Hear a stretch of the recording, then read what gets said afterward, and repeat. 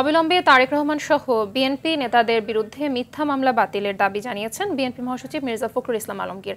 আর গণতান্ত্রিক চেতনা ফিরিয়ে আনাই শহীদদের রক্তের প্রতি সম্মান প্রদর্শনের একমাত্র উপায় উল্লেখ করেছেন স্থায়ী কমিটির সদস্য সালাউদ্দিন আহমেদ। অন্যদিকে জনগণের আকাঙ্ক্ষা বাস্তবায়ন করা অন্তর্বর্তী সরকারের দায়িত্ব বলে মন্তব্য করেছেন doctor AZM Zahid Hossain. Report করছেন সুফিয়ান ফারাবি।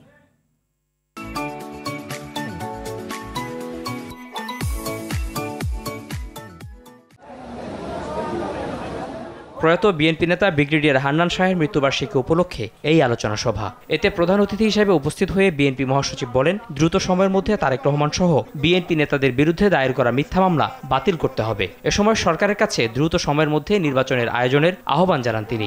সমস্ত মামলা প্রত্যাহার করে অবিলম্বে জনতাকে দেশে ফিরিয়ে আনার ব্যবস্থা করা হোক।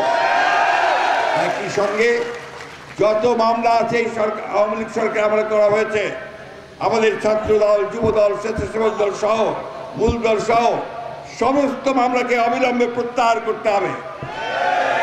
এটা দাবি, এটা এই দেশের জনগণের দাবি।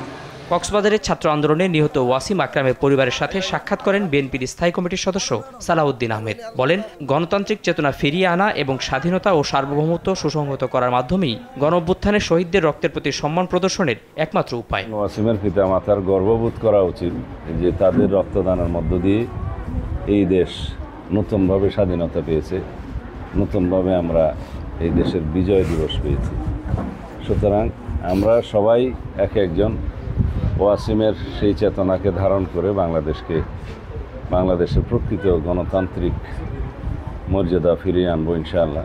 এদিকে ঢাকায় এক অনুষ্ঠানে বর্তমান সরকারকে বিএনপির আন্দোলনের ফসল উল্লেখ করে জনগণের আকাঙ্ক্ষা বাস্তবায়নের তাগিদ দেন স্থায়ী কমিটির সদস্য ডাক্তার এজেডএম জাহিদ হোসেন।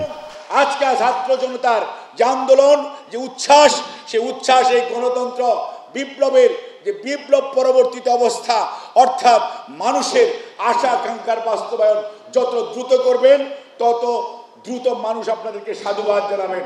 এদিকে স্বৈরাচার শেখ হাসিনা দেশ লুট করে নিয়ে গেছে বলে অভিযোগ করেছেন বিএনপির চেয়ারপারসনের উপদেষ্টা জয়নুল আবদিন ফারুক। নোয়াখালীতে দলীয় অনুষ্ঠানে যোগ দিয়ে একথা বলেন তিনি।